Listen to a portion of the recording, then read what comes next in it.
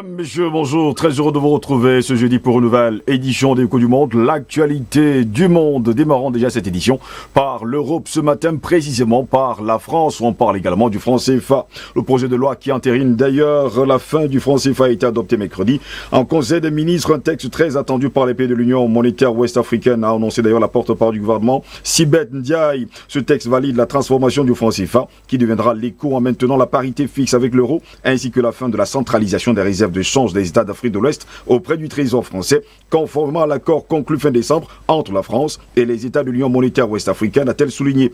Cette réforme, a rappelé la porte-parole, résulte de l'accord de coopération signé le 21 décembre 2019 entre Emmanuel Macron et les gouvernements des États membres de l'Union monétaire ouest-africaine, qui avaient annoncé cette réforme historique de la coopération monétaire entre la France et ses États africains, devant aboutir à la fin du franc CFA. Le 21 décembre dernier, 8 pays d'Afrique de l'Ouest et la France avaient décidé de cette réforme d'envergure du franc CFA qui va changer le nom pour s'appeler l'éco en 2020, avait annoncé le président ivoirien Alassane Dramane Ouattara en présence du président français. Le franc CFA était perçu comme l'un des vestiges de la France-Afrique, avait alors déclaré Emmanuel Macron. La Banque centrale des États d'Afrique de l'Ouest ne devra plus déposer la moitié de ses réserves de change auprès de la Banque de France, obligation qui était perçue comme une dépendance humiliante vis-à-vis de la France et par les détracteurs du franc CFA.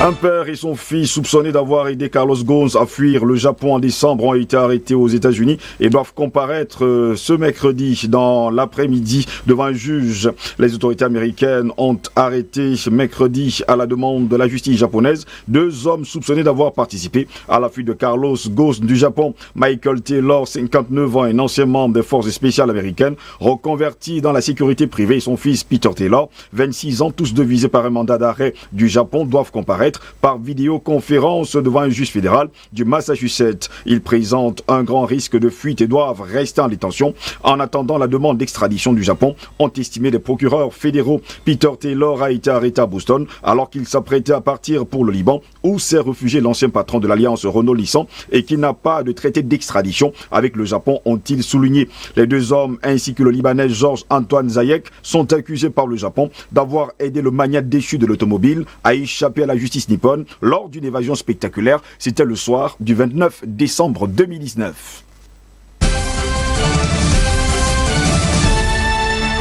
C'est un long week-end ensoleillé qui s'annonce du côté de la France, faisant craindre des afflux de promeneurs sur les plages pouvant favoriser une nouvelle flambée de l'épidémie de coronavirus. Les déplacements sont toujours limités à un rayon de 100 km. Soleil, chaleur et un long week-end de l'Ascension. Un petit air de vacances après 2 mois de confinement plane d'ailleurs sur la France. Le gouvernement s'inquiète de voir les Français ne pas respecter la distance limite de 100 km toujours en vigueur durant le déconfinement. Il fait beau dehors, on sait que c'est très compliqué et la tentation est forte après des semaines de confinement, a reconnu Olivier Véran, constatant une accélération des recoupements ces derniers jours. S'affichant extrêmement vigilant, le ministre de la Santé a toutefois souligné qu'il était trop tôt pour tirer des conclusions sanitaires de la levée partielle du confinement de la population le 11 mai, même s'il n'y a pas pour l'heure de signe d'une recroissance de la circulation du coronavirus qui a fait au moins 28 132 morts en France selon le dernier bilan de mercredi soir. Les contrôles devraient encore être nombreux pour faire respecter la limite de 100 km à moins de justifier un motif impérieux et de fournir l'attestation de déplacement.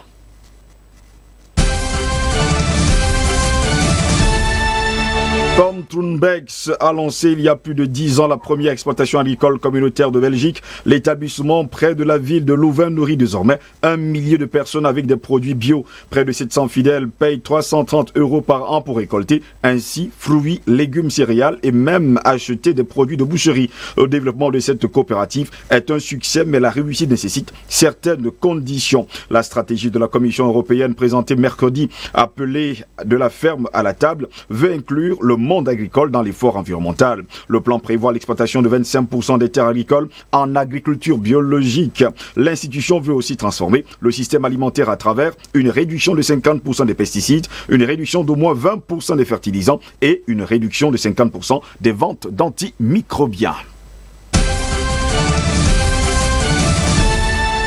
Priorité aux investissements dans la santé, la sauvegarde des emplois, la rigueur budgétaire passe au second plan. Telles sont les recommandations par pays émises par la Commission européenne auprès des 27 États membres. L'objectif à court terme, amortir le choc de la pandémie de Covid-19 et sa lame de fond économique et sociale. Eh bien, le besoin d'investir dans nos systèmes de santé est plus nécessaire que jamais, note d'ailleurs Nicolas Schmitt, commissaire européen à l'emploi et aux affaires sociales. Les besoins professionnels de santé sont immenses dans de nombreux pays qui ont dû se mobiliser pleinement pour faire face aux besoins des patients qui ont dû être pris en charge dans les hôpitaux. Ces investissements visent à plus long terme une croissance durable. Notre réponse doit consister à sauvegarder autant que possible les capacités de production de l'économie européenne, estime Valdis Dombrovskis, vice-président exécutif de la Commission européenne, en apportant la réponse nécessaire, aussi bien en termes de santé que de soutien aux entreprises et aux revenus des ménages. Des orientations formulées dans la perspective de favoriser la transition écologique et la transformation numérique.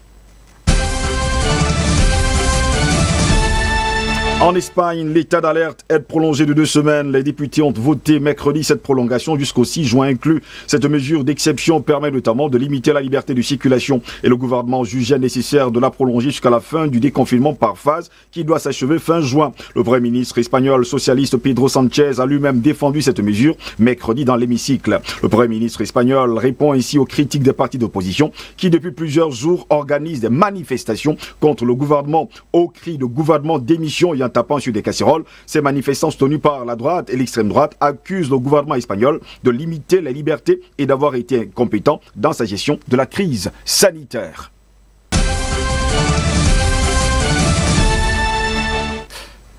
Et justement, en pleine crise de Covid-19, l'Inde et le Bangladesh, il faut le dire, sont frappés par le cyclone Amphan, des vents violents atteignant les 190 km/h et des ondes de tempête pouvant aller jusqu'à 5 mètres de haut. Le cyclone Amphan, qui se prononce Umpum, eh bien, le plus puissant depuis le début du siècle dans le golfe de Bengale, s'est abattu mercredi sur l'est de l'Inde et sur le Bangladesh, détruisant les habitations et provoquant un raz-de-marée dans les zones côtières des 2 pays. Amphan a atterri vers 18h heure locale à une centaine de kilomètres au sud de la grande ville indienne de Calcutta avant d'arriver au Bangladesh. Une onde de tempête ayant atteint jusqu'à 5 mètres de haut s'est engouffrée donc dans des terres sur plusieurs kilomètres, ont rapporté d'ailleurs certains médias locaux. Au Bangladesh, ce supercyclone a fait 6 morts, dont un garçon de 5 ans tué dans la chute d'un arbre, ont annoncé les autorités. Dans l'état indien du Bengale occidental, dont Calcutta est la capitale, 3 personnes ont été tuées par des arbres déracinés, a déclaré son ministre chargé de la gestion des catastrophes naturelles, Javed Khan. Des pluies torrentielles et des vents violents ont déferlé sur Calcutta, déracinant des arbres, provoquant des inondations et perturbant, il faut le dire, des télécommunications. Voilà, madame, monsieur, c'est ici que s'achève cette autre édition de Écho du Monde. Au plaisir de vous retrouver demain pour une nouvelle édition. Restez sur DBS, l'information est en continu sur notre chaîne. Bonne journée et à demain, c'est peut-être adieu.